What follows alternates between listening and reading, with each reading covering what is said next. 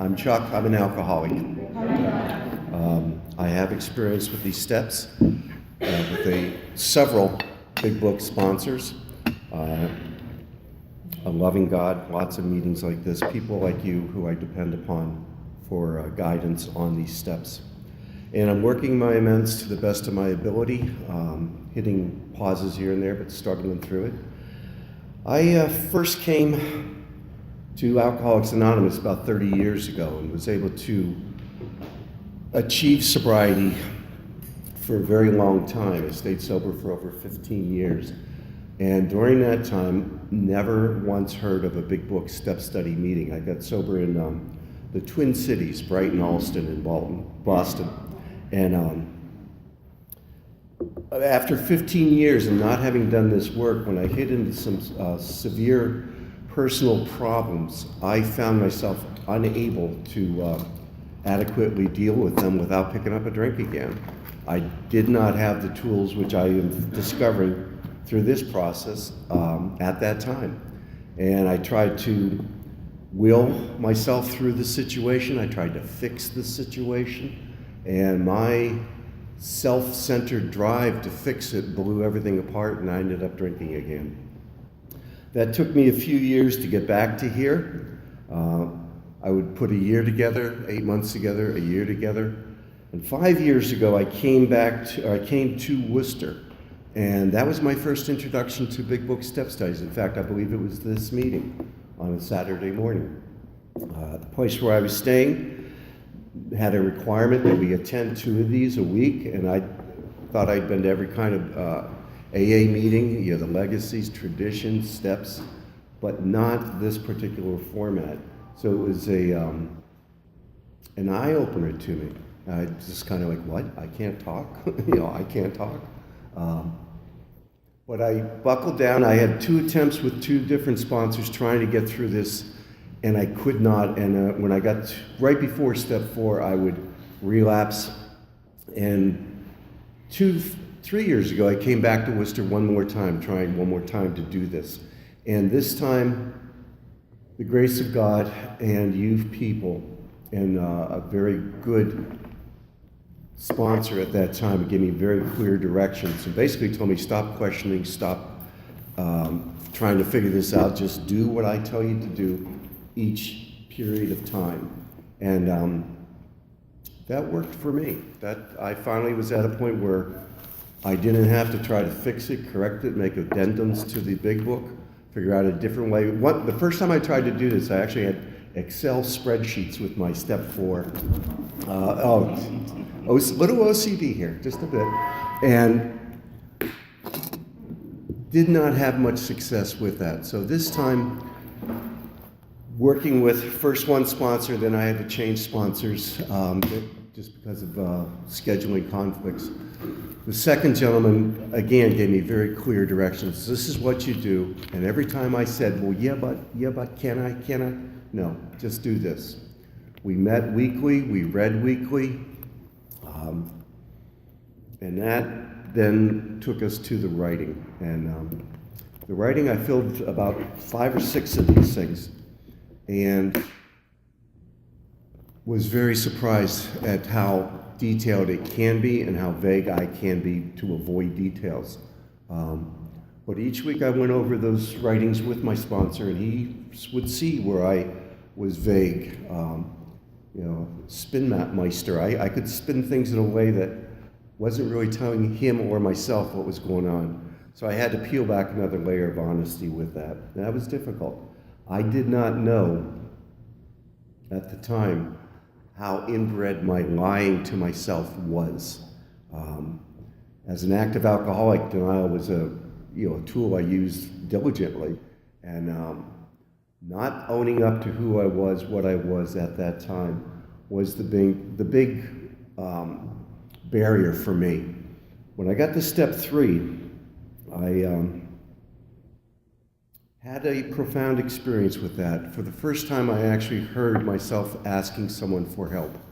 And I did the 3rd step prayer with this gentleman.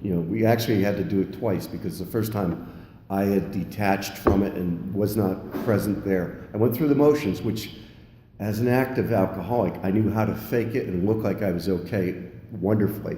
But inside I'd be in turmoil. So I was able to stop myself and tell this gentleman, listen, last week when I did this, I was not present. I was not sincere. I went through the motions, and we went back to that. We did it again. And for me, that was a threshold. It was like, oh, I can be honest and be safe.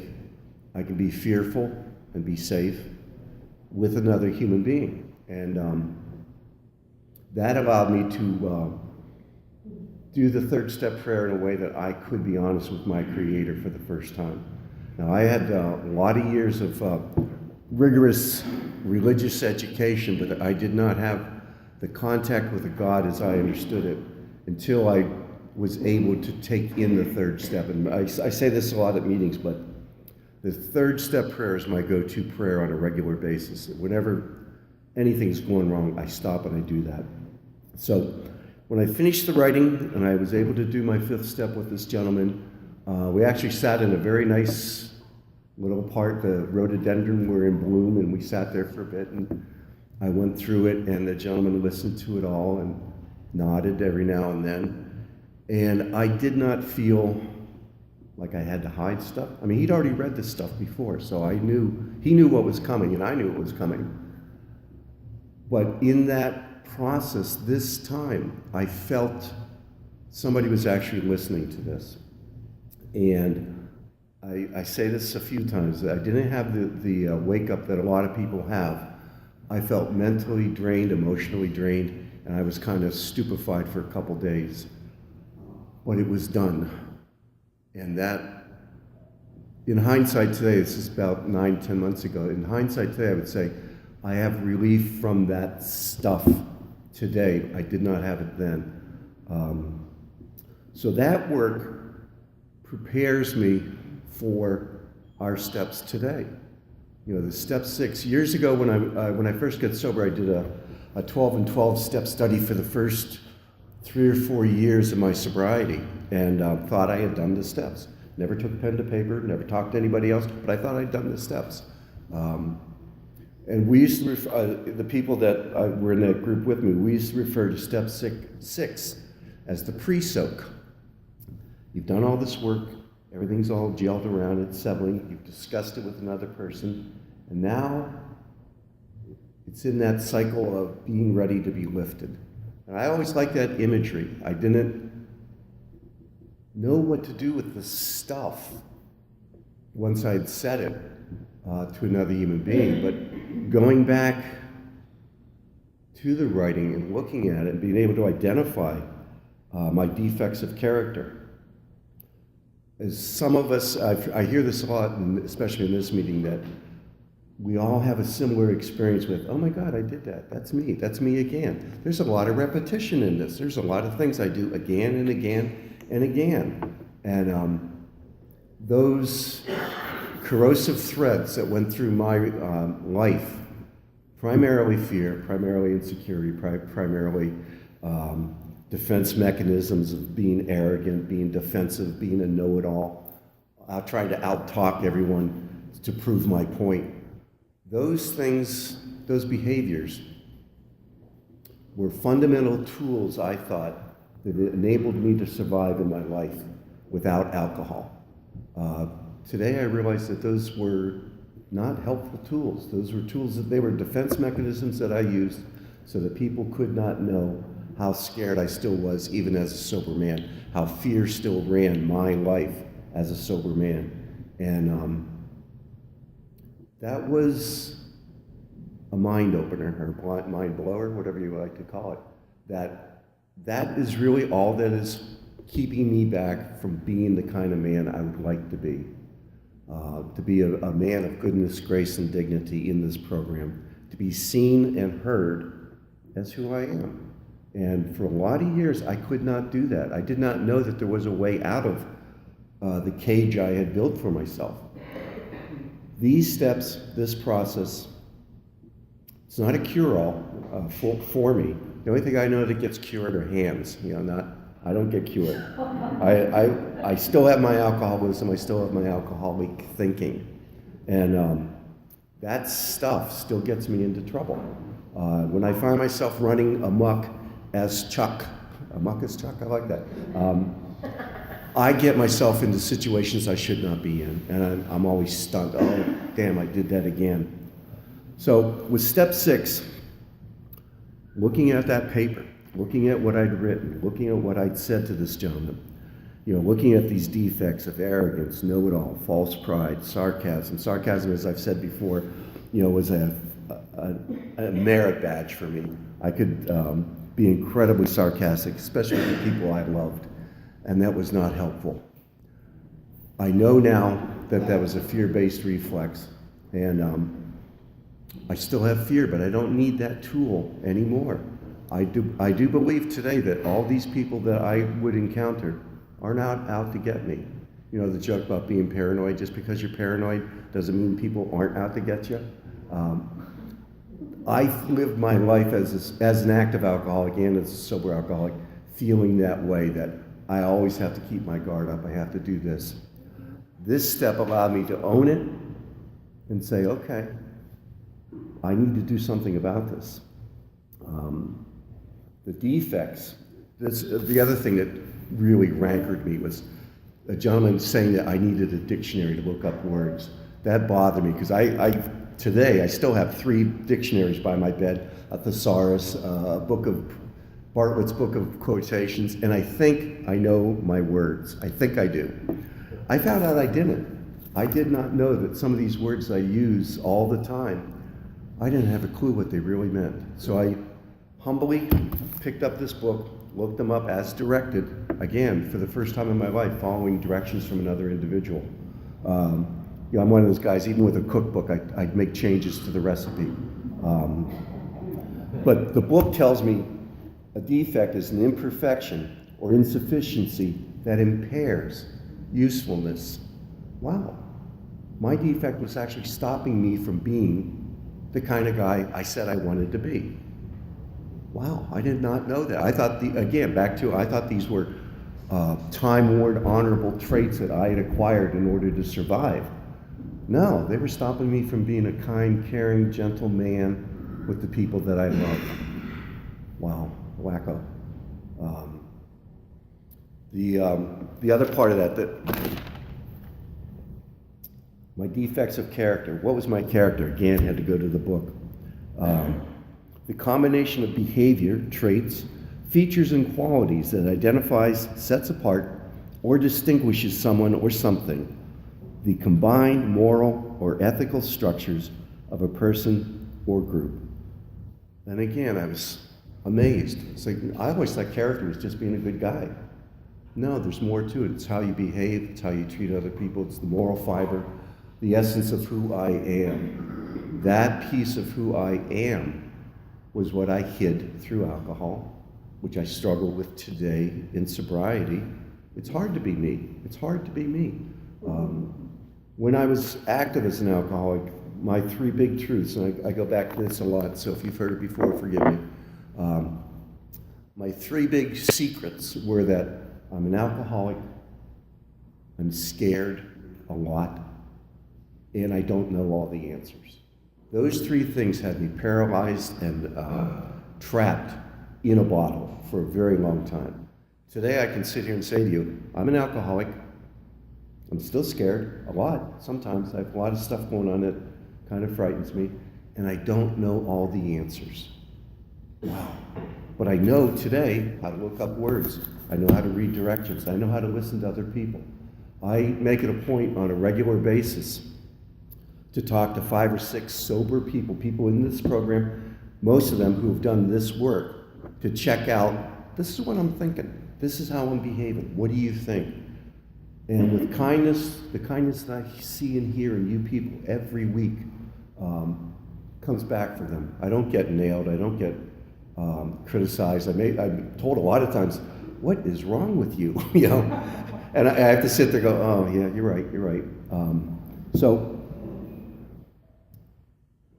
knowing that those things are there, and knowing that they do not serve me well anymore,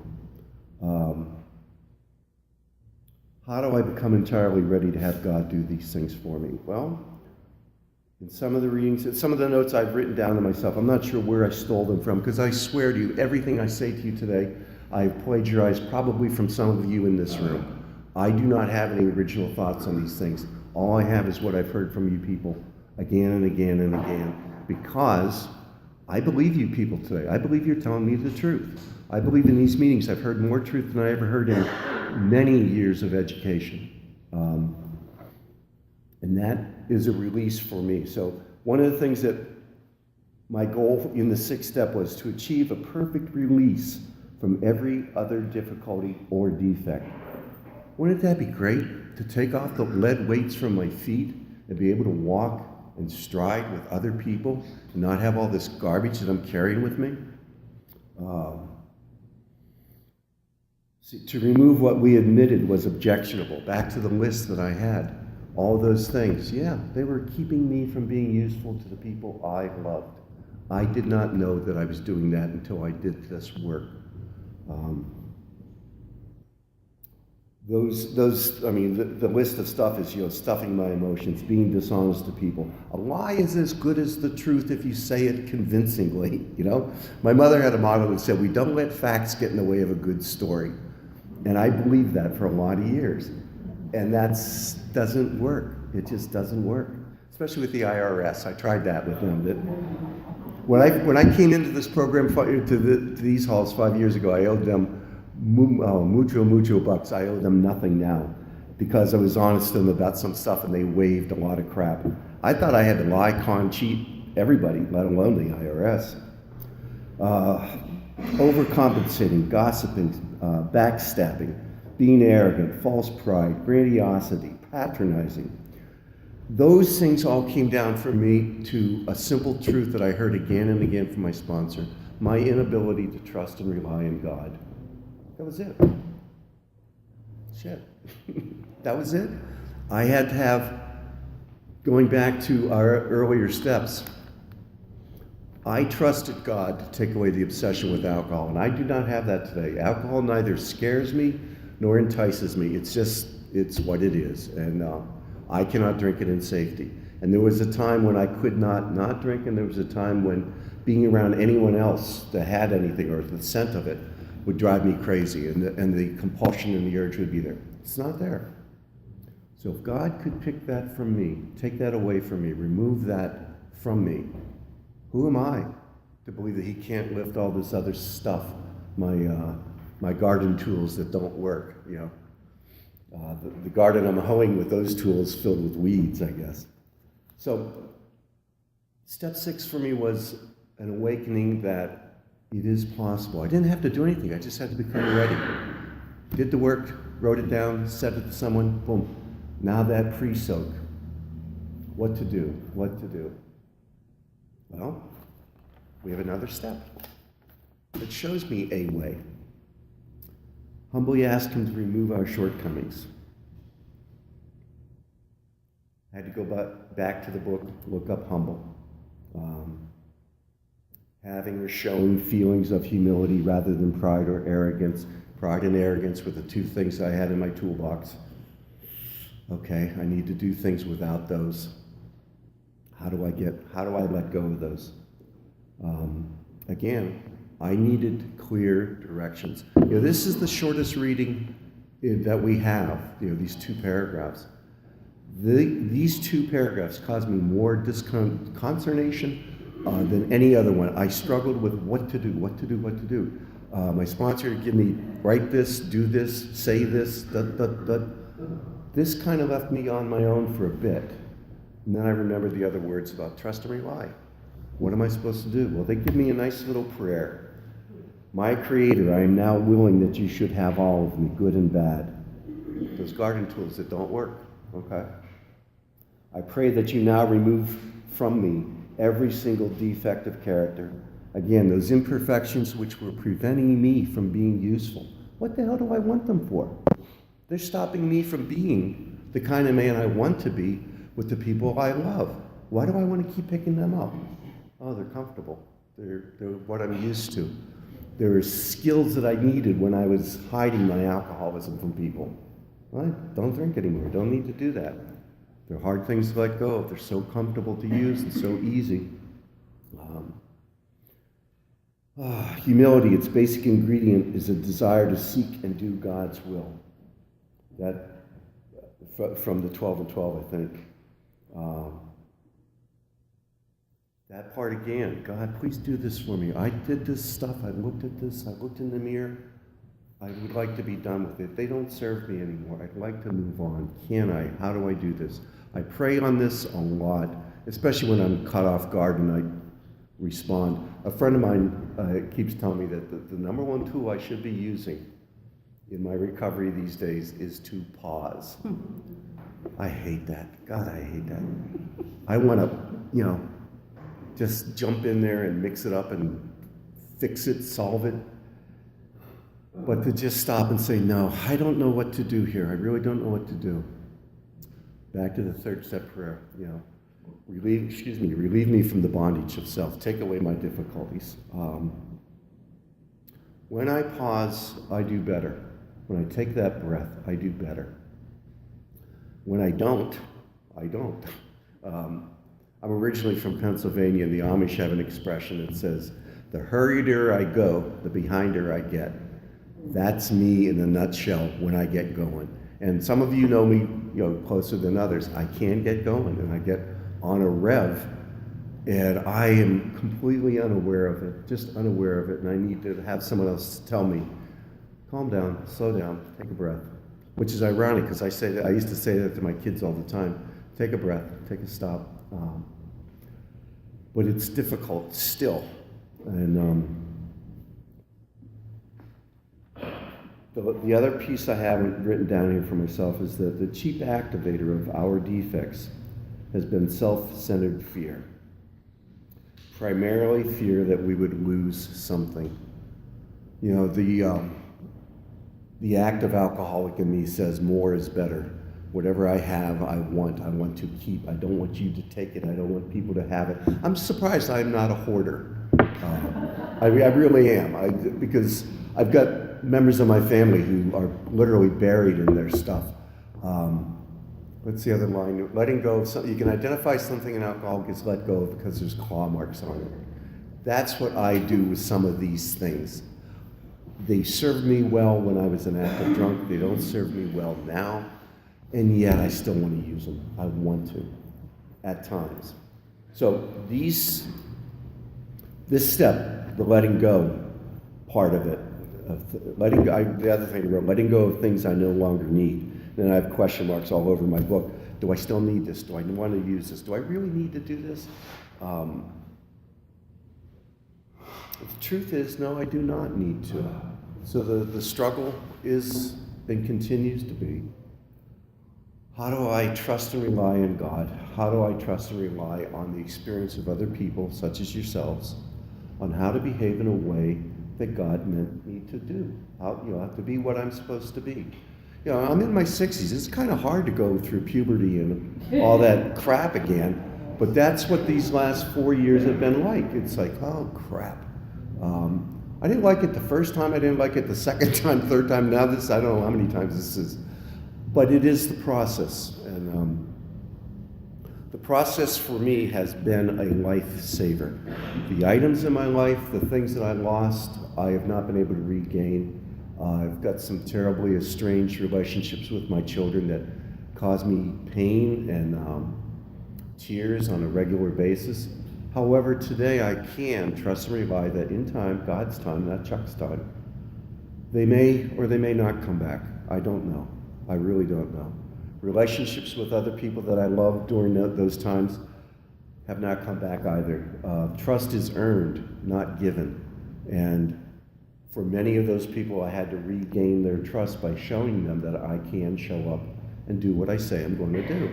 One of the highlights of the past 2 years, I've got a nephew who's 38 or 39. He's got 4 kids, all under the age of 10. God bless him. And they were my landlords 6 years ago, and I lived above them in my stupor. And they would keep their children away from me because they didn't want them to see they call me Chunkle Uck because they can't say Uncle Chuck. So Chunkle Uck, so just stay away from him.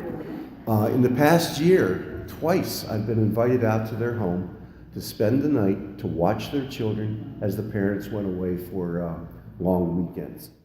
The guy that they didn't want their children to see is now trusted. They have a newborn, he's about 6 months old. God, he's the size of a 2-year-old. It's the biggest baby I've ever seen. And I'm invited out in the next week or two to watch him while they take the kids to do something else. And I'm just delighted. I mean, I'm one of 9 kids. I can do a diaper with my eyes closed. So you don't even need to do diapers anymore. You do those plastic paper things. You guys remember diapers, diaper services? Wow. So that's what this introduction to this process has brought to me. This is what these 2 steps have done for me, to show me that it's just the gunk, that's all. You know, you take the alcohol out of the alcoholic, you're left with the ick. This is the ick. By allowing God to let it pre-soak and then praying on a regular basis to have it removed is a blessing that I could not find before. Now, is this a guarantee of life ever after, happy ending? Don't know. But I'm willing to stick here for the duration with you people to see how you do, and then you can tell me how I do, because I depend upon feedback today, where before, you don't want to hear it. So that's it for me. I'd love to hear from you guys today. Thanks.